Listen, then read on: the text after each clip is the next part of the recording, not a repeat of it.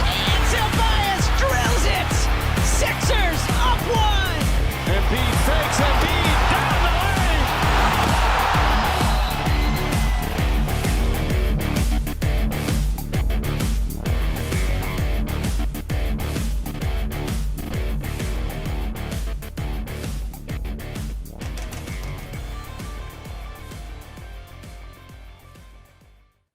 What is going on, guys, and welcome back to the Pick Spot Podcast. My name is Sean Barnard. As always, here with me today, I have beef up front, Ryan Coyle, here to talk a little Sixers with me, talk about what went down the NBA trade deadline now in our rear view. We have a little bit clearer idea of what this roster is going to look like for the rest of the year.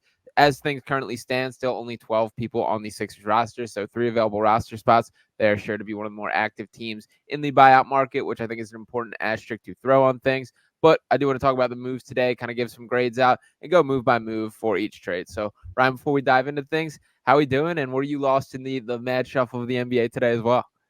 Yeah, so that's a funny thing. I think all week it was kind of everyone was saying that it's going to be a real quiet deadline, and it felt like from the time I Oh, woke really? up today till the deadline itself, there was.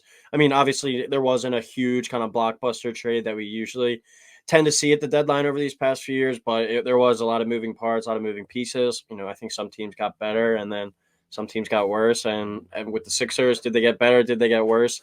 That remains to be seen coming up, but. Pretty wild day as always with the deadline, but yeah, excited to get into it. Yeah, definitely. And I guess that can be the first question we open with here is that I want to dive in and talk about things as a whole, give a grade for things, and just to fully recap, when looking at the day in its entirety, the Sixers brought in Buddy Hield, Cameron Payne, and 2 second-round picks, and traded away Marcus Morris, Furkan Korkmaz, Patrick Beverley, Jaden Springer, Daniel House, and 4 second-round picks. So, with all that in mind, what would you grade the Sixers deadline as a whole, Ryan? I'm just gonna go with it in the middle there, grade as a C. I think they're a team in limbo right now. I think the Buddy Hield trade is a trade that helps you obviously in the here and now, give you another score alongside Maxey and hopefully Harris while Embiid recovers.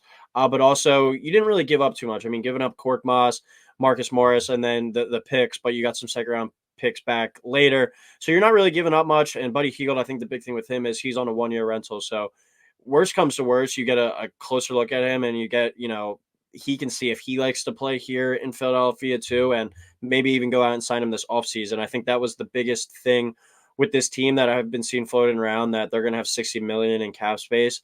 But I've also seen that it's not a very enticing free agent group as well. But if you do want to get these, a little bit above average role players like a Buddy Hield, who I did see today is 31 years old. That makes me feel really old because I remember watching him a lot at Oklahoma.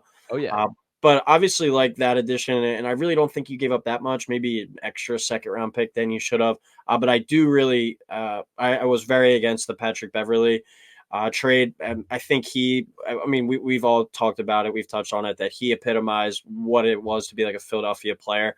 And I think not just his impact that he showed on the court at times, but like, that clip of him where Tyrese Maxey is like, after the Christmas Day game, he came up to me and was like, everyone's going to pat you on the back, but I'm here to tell you, like, pick it the fuck up. Like, if we want to get where we have to go, you have to be more consistent and better than that, especially in games that Joel is going to miss. That was my point about the Sixers at the beginning of the year. If Joel missed a significant amount of time, or if Maxey missed a significant amount of time, did they have another guy to go to scoring? And Maxey, because I don't think at this stage in his career is good enough to really carry the team by himself. And we're really seeing the missing piece, obviously, with Joel, but Maxey is just not that quality of a player yet to be the number one consistent main go-to guy on a consistent basis.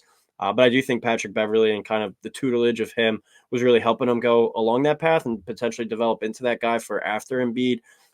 But I think we were just talking about at the beginning, I'm leaving the day a little bit more confused about this team than with a more clear picture, I guess, as they brace up for this playoff run. Yeah, I think that's a great way to put it. And I'll give my grade as a C- for the Sixers trade deadline. That I'm just going to give them a little bit of grace with, I'll see what this buyout market looks like. I think we can pretty much pencil in Kyle Lowry to picking out his uniform number already. It feels like all signs are pointing that. Hasn't officially been bought out by the Hornets yet, but I can't imagine they would make this move without some sort of knowledge. And I agree. The Patrick Beverley trade has left the biggest sour taste in my mouth. That I've very much loved the Patrick Beverley experience here in Philadelphia. Even other stuff like the clip of him coaching Paul Reed on how to defend the pick and roll in a way that would help the team better, and like the just everything about him. He was always a guy that I kind of admired from afar. That he's obviously an annoying guy to have on the other team, but actually watching him on like a nightly basis, the intricacies of things he does, like the defensive rotations, the connective passing, getting like big rebounds. He's a winning player, man. And I really feel like he was going to be a guy that won the Sixers a playoff game or swung a series in some direction. And it's really frustrating that he's now going to do this on the Milwaukee Bucks. And especially with Springer and Pat Bev, that like you're trading your top two perimeter defenders to the top two teams in the Eastern Conference, the conference that you obviously the goal is to win. So I don't get the logic there whatsoever. And I think confusion is a great way to put it. That when looking at each deal in its individuality, like the Buddy Hield trade, I was thrilled with. I'm probably one of the higher on the spectrum of Buddy Hield as a whole. I think he's a far better overall basketball player than he gets credit for. And shooting over 40% on 7.7 3-point attempts per game in his career, that's a ridiculous combination of volume and efficiency. Like there's a very finite amount of players that can do that. Steph Curry is the only other player in the NBA that has hit more 3-pointers than Buddy Hield since he's been in the league. He's like that level of shooter, and I don't think he kind of gets that credit for it. And I think he's developed other levels of his game. So my frustration, I think you hit the nail on the head, is they didn't pick a direction here. That they kind of wanted to remain in the season. They kind of rebuilt for next year. And that to me is worse than picking either. That if the decision was, we're not confident that Joel Embiid is going to come back to a level that could carry us on a postseason run, we're better off being sellers, picking up the pieces and focusing on next year. I can live with that. If the mindset is we cannot waste Joel Embiid's prime, we know what level we saw him playing at early on this year. We still have to go all in this year. And frankly, that was the side of things that I sat on from a mindset standpoint. I'm absolutely okay with that. But you have to pick one. And this kind of middle ground decision, to me, just is worst case scenario overall. Yeah, I do want to ask you this though before we move on to the next thing. If they traded Springer and Pat Bev like this morning, and then at the end of the deadline acquired Buddy Hield, would you view this day differently? Because I think in like if you look at it through the prism of that, like, all right, we got rid of Springer, we got rid of Pat Bev, and we're probably gonna get someone in the buyout market, and then you're getting Buddy Hield. Would you look at that more of like a success? Because I think it's a different way to kind of look at it. Like they made the big move first, then they got rid of a few role players next, and then you're like, what's going on? Instead of getting rid of a few role players and then getting, your big fish on the market, kind of. What are your thoughts on that? Yeah, it's a good question. I think I would be even more confused. I'd probably be a little bit more optimistic, I guess. I honestly think if that had played itself out, I would feel like Daryl Morey was just kind of bending a knee to Sixers fans at that point of seeing them in a complete outrage and then whatever, I'll get you Buddy Hield. Then that's probably how I would have thought of it at that Yeah. point. Like how the day played out. So the Buddy Hield trade, the first deal, that immediately to me was this is a great move. And just to speak on Buddy like a little bit, like I think he's a better basketball player. Think about the Seth Currys, the Georges Niangs, the Marco Bellinellis, even the JJ Redicks. I think JJ Reddick's the cleanest comparison that you can get with Buddy as far as a former Sixer and a guy that like can play off Joel. We're not going to see the best version of Buddy Hield until Embiid steps back on the court for sure. But I'm very excited with what that two-man movement can do. Shooting off screen, shooting off movement, running pin downs. I'm very excited for the layers that Buddy Hield can add to this offense. So I was excited about that move. And then shortly after, like within a half hour, it's that Daniel House trade, which essentially was deduct the tax. So for me, it was, all right, now they're clearing cap space. They're sending out pieces. There's got to be something else brewing here. Like at that point in time, my mindset was there's absolutely another big move coming. There's a plan here. Things are cruising the right way. And then for kind of the letdown to just be shipping off Pat Bev and Jaden Springer, I guess I had a little bit of my emotions build up, my expectations build up, and then it come crashing down at the end there. So I don't know if my mind would have changed too much with the order, but I do think from the build up and the way things trended that I was expecting a more significant move at that point towards the end. Another question I had for you. I don't obviously watch the Sixers as religiously and as closely as you do, but from what I was kind of reading through on Twitter, there was so much uproar and outrage about the Springer trade. And from what I know, I mean, he's not a guy that's been playing every night, and I understand he's still a young player, but I mean, I think a lot of the anger was trading him to Boston, but is he really even going to play that much at Boston? Like, for so much uproar and rage for a guy that's what your ninth, 10th man on this roster, like Probably deeper. Yeah. yeah, like what was kind of the backstory with that, and why are people so mad about that trade for a first round pick that really hasn't panned out yet? He's still young, but what's your thought behind that? So I'll say for starters, I'm Jaden Springer's not one of like my guys. Like I'm not of this dude's awesome. Throw me Terquavion Smith and I'll ride or die for him every single day of the week. That guy is going to be awesome. I don't feel quite that way about Jaden Springer. Never have, but he has been the guy that during the shorthanded stretch, without Nico Batum, without Robert Covington, without D'Anthony Melton, all these names with them super shorthanded, Springer's by far been the guy that has like seized this opportunity the most this year. Like he started last night against the Warriors. He was in the starting lineup last night and he held Steph Curry scoreless in the first quarter. The Mhm. defense is absolutely NBA ready and has been for like a year now. Like you feel his impact on the court. He's that level of shutdown defender. The offense is still a work in progress, but I'm pretty optimistic that he does get there and is at least a positive role player. Some of the frustration is definitely with just basically giving him to Boston, who's, like we know what the Celtics have done to this organization. And I like to really get nothing in return is super frustrating there.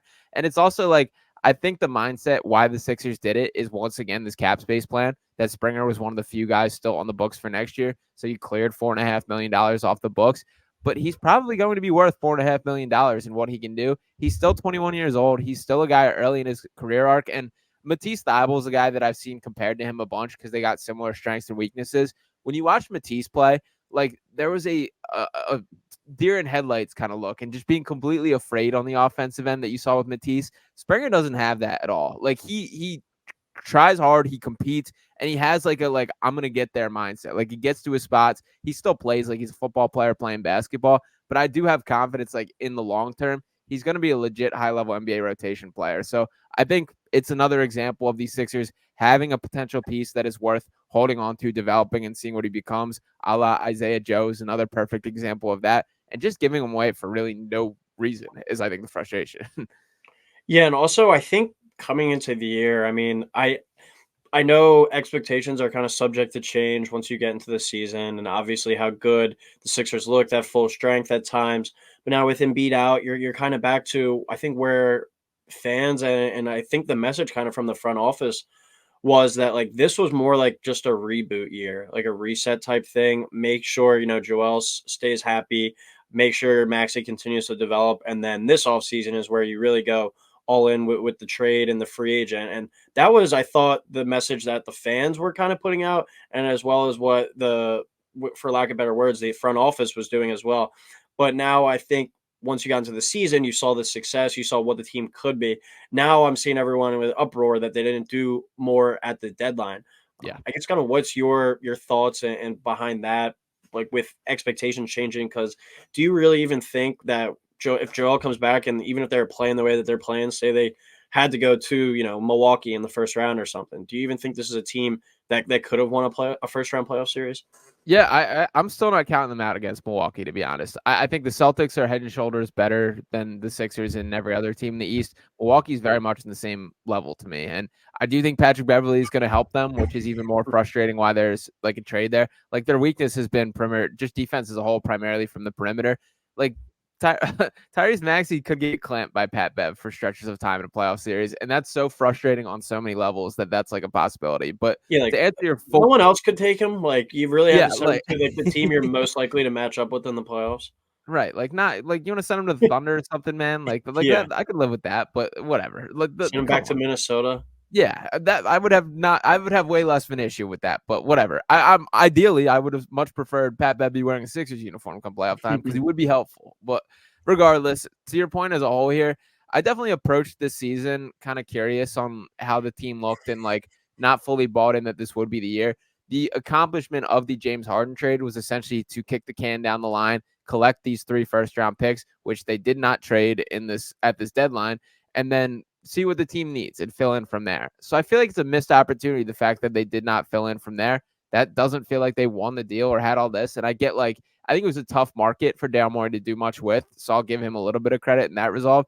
But my takeaway and how my view shift throughout the season is, number one, it can't get undersold what a season Joel Embiid was having. Like all-time great, arguably the greatest individual season of all time.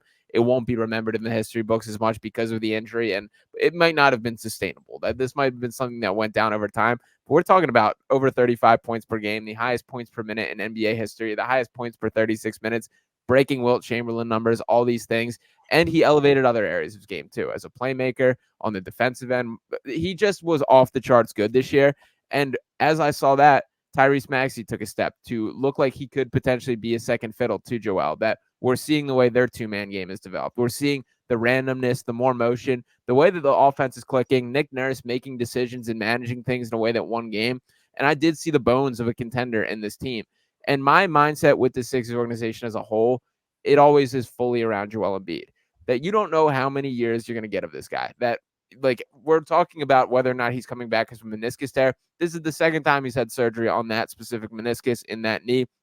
Has had 2 serious knee issues in the other knee as well. Like, there's a real chance, like, you just have no idea when that window closes. So as I was watching that play out this year, my mindset has shifted to becoming, you absolutely have to go all in this year, because you don't know how many years you're going to get out of Joel. And even with the circumstances not being perfect for it, they're close enough. You have a fighter's chance. And while the East is deep, I don't think the Celtics are that much more elevated. This isn't the Kevin Durant Golden State Warriors. So I had shifted into they should go all in this year.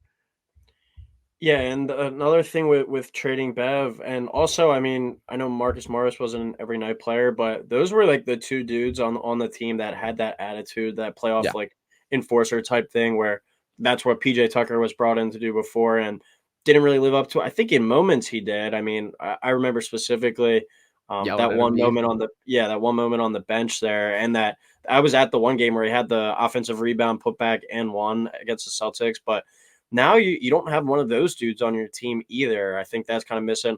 But as you said too, Sean, there's 3 open roster spots, so maybe go do some damage out there. One name that I saw, and I don't know how well he would fit, but for a guy that we need to make up for some scoring with the loss of Embiid, do you think there's any way that Dinwiddie would find his way to Philadelphia? Think unlikely. That I saw he's at the Mavericks game tonight, sitting behind the team bench, which is pretty funny. Saw the Lakers, some sort of noise there too. I think it's unlikely. I'm not a huge Dinwiddie guy. I'd absolutely take him on a buyout. There's no doubt in my mind about that. Like, that's worth a lottery ticket on.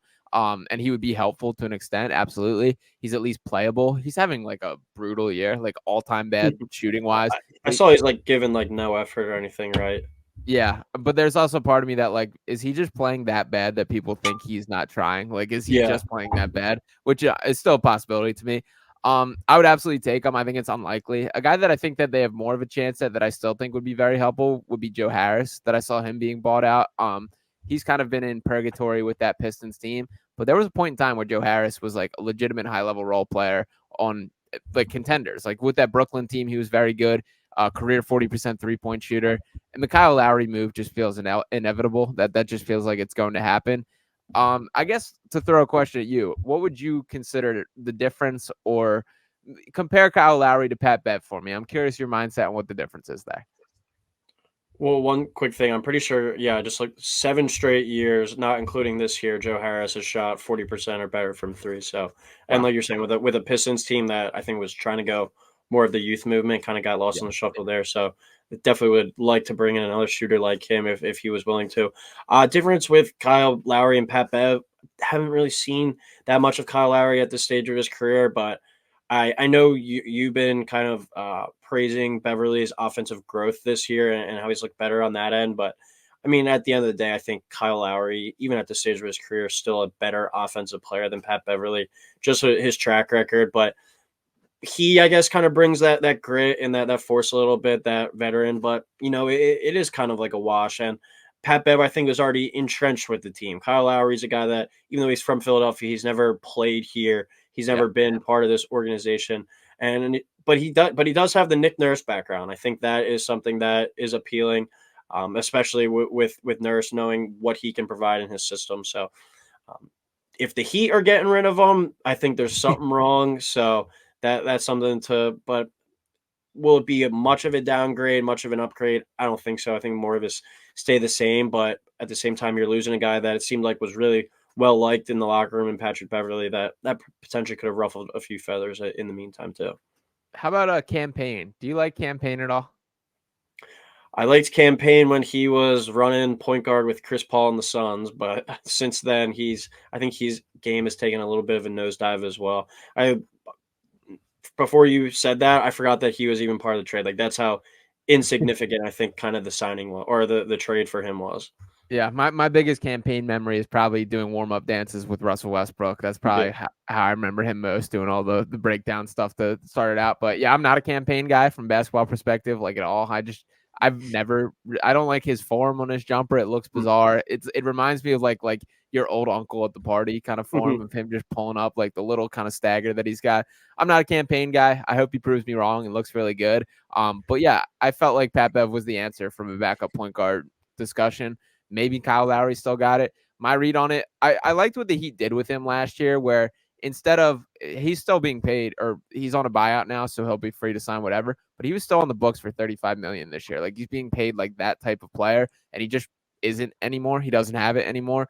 And the Heat last year, rather than kind of stretching him out, keeping him a starter and making him like play to the minutes that contract would command, they really just were using him in short doses and being like, go give it all. You're all out here. Give us everything you got. We'll get you off. And it was a more effective way to use him. I thought he was fine in that playoff run last year. He was certainly far from being the second best player like he was sort of expected to be, or being one of the top 3 players, stuff like that. But like even like a Caleb Martin by far outshined him in my mind. So I don't know. I'm not a Kyle Lowry guy. I hope he changes his mind. Maybe it will be good for him to get a couple weeks off, as is currently the case, and then can retool and go for one final run here in Philadelphia. I'm very much assuming that is the case. I also think Danny Green's definitely going to be wearing a Sixers uniform again. I know he's still training in the Sixers facility, getting shots up and staying ready. Who knows what he's got left in the tank? The thing that I will say is he looked good in preseason before he was released by the Sixers. He had to be after the James Harden trade. And the best thing for him is absolutely to play zero basketball from that point until now. So if they want to bring him back for one final run, he's got it. But dude, these are just all so old. Every single guy we're talking about is like if they have it left, which is really Yeah. disappointing that that's the stance of an NBA team. Yeah, if this was like a 2016, 2017 team, Right. you'd be like, hell yeah, sign me up. But Yeah. like you said, it's a bunch of we're at a stage, I think, with this team where it's a bunch of what ifs. Like there's too many hypotheticals and not enough guarantees on this roster right now to make me as a fan, or kind of anyone I think around the NBA, confident enough in this team going forward for this season at least. Yeah. So the last kind of conversation I want to get into is the backup or the center position as a whole. So Andre Drummond was a guy that they were attached to for quite some time. Kelly Olynyk, there were some rumors on as well. Olynyk got sent up to Toronto in a trade, and Andre Drummond ultimately elected to. Well, the Bulls elected to make Andre Drummond remain in Chicago. The Bulls have not traded a player since 2021, which is absurd from a front office and just a poorly run front office there. But regardless, as a result of that, the Sixers' backup center options for the foreseeable future are Mo Bamba and Paul Reed. The Paul Reed story, it's been disappointing to me. I'm a Paul Reed guy, still am, not stepping off that ledge completely, but it's very clear to me that the best usage of B-ball Paul is as a changeup off the bench, that he is that change of pace guy that comes in and wrecks havoc. When you see too much of Paul, you see too much of Paul, that you understand the strengths and weaknesses there. And then Mo Bamba, incredibly frustrating to me. That's a guy that's real deal 7 feet tall, 8'10" wingspan or whatever it is, and he still just struggles to rebound the basketball. And what's even more frustrating is he goes through these stretches where you absolutely see it, where his jump shot's falling, he's blocking shots, he's moving well, but it just comes and goes far more than I'm comfortable with. So what's your feeling on how they can survive with these two as their backup bigs? And I guess since there's really not much choice, what's your mindset there? Yeah, like you said, if I don't know if they really can survive. I agree with you most that I think Paul Reed is a situational bench player, a guy that is best suited for 12 to 15 minutes Yeah. on a night, and a guy also that when Embiid is out, and all right, now you have your chance, you can go play 30 minutes tonight. You'll see, why in those 30 minutes, why he's not a 30-minute per game typical type guy. But then I'll show you some flashes of, all right, this is a guy that we can trust for 12 to 15 minutes spurts. But one of them's going to have to grow up, and if either one of them does grow up over this stretch, like especially Bama, because I know Reed is still locked in with the Sixers, but if Mo Bamba is able to grow up and play good basketball over these next few weeks, he could earn himself into a pretty serious payday, I think, this offseason if he shows he could be a suitable starter, or at least 18 to 20-minute player while Embiid's out. I mean, the talent's there, but like you said, it's the inconsistencies, it's the up and downs. And it goes back to what I said about the previous. It's too much what ifs with this team. Like, all right, what if Paul Reed plays above his head? What if Mo Bamba grows up and plays, average center basketball? We haven't seen enough of it, I think, to have faith. And especially that was always my biggest gripe with Embiid and the backup center position. Everyone's like, oh, the backup center sucks. Well, when you go from the best player, arguably in the NBA, to a backup, it's going to be a downgrade regardless. You have to know that going in. And I know you're looking for the guy that'll minimize the bleeding, make it look like as less of a drop off as possible, but still, regardless, it is going to be. But maybe this is shown for the playoffs sake, kind of beneficial. You figure out if either of these guys, you can really trust them going forward down the stretch. And if you do need them to play, because if Embiid is able to come back, he's not going to be able to go out there and play 40 minutes a night right away. You're going to have a backup guy. So these guys are getting some valuable reps, I think, and a chance to prove themselves as the backup going forward for the playoffs. So a lot of onus on their shoulders for the rest of the way until Joel is able to hopefully come back this year. Yeah, and that point you hit on there has always been the biggest reason why I've been such in favor of Paul Reed. That when you look at the backs, all the other examples of Joel Embiid's backups, the Dwight Howards, the Andre Drummond, the Greg Monroes, Amir Johnson, all these guys, DeAndre Jordan, they were all like worse versions of Joel. That like at least when you have Paul Reed, like he's a completely different style of player, that there's more athleticism. He's more switchable 1 through 5. You can play kind of different defensive sets with him in a way that Embiid doesn't do. So I do still agree with Paul being the long-term option from a guy of that he is a changeup, that when you bring him in, he's not Joel Embiid light. He's Paul Reed. He's his own lane, can do his own thing. And I think that's beneficial in a way rather than having a guy that you see such a significant drop-off. But yeah, there are a lot more questions than answers, and I like to be with this team. It wouldn't surprise me if they do bring in a big off the buyout market. And Robin Lopez is a name that's flown out there. I don't love that either, although I will give him a little hat tip for the Pat Bev tweet that he sent out saying how prior to Robin or right after Robin Lopez was cut, he just tweeted out how the hour and 45 minutes that I spent with Pat Bev as my teammates, I'm forever thankful for, and all these things. So some good stuff. He definitely seems like a funny and cool guy, but I don't know. I'm overall, once again, a C- for this overall deadline, and much less excited than I would like to be about the Sixers team for the outlook this year. Yeah, I think you said it best there at the end. But they're playing.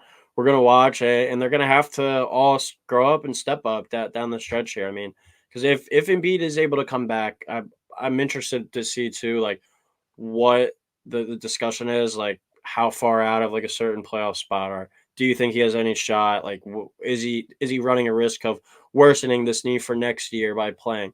I'm interested to see over these next few weeks, kind of how they look and if him coming back is an option. Because I mean, you said it at the beginning, where as long as they get in and they have a shot at Milwaukee, it's not like they're an unbeatable squad.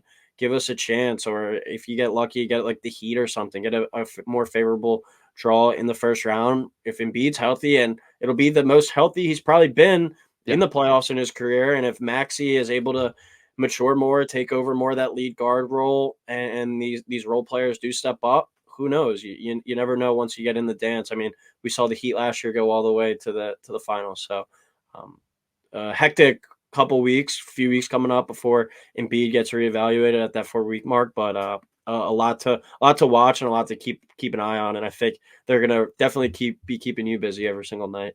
Yeah, definitely. So we'll see how the buyout market shakes out from here. But yeah, when you have Joel Embiid, when you have him at his best, it's the best player in the world, and every chance every single night. So maybe the cards align, which he is fully healthy for a playoff run and fully looking like himself, and he's ready to go on a tear. But he's going to be asked to do a lot more than I frankly feel like should be or the case for a successful outlook at this point. But regardless, appreciate you guys for tuning into this one. Let me know your thoughts on the situation as a whole in the comment. Give me your grade for this deadline. C-. I'm sticking with from me. But yeah, make sure to drop a like, subscribe to the channel. We'll be talking to you next time right here on Pick Swap Media.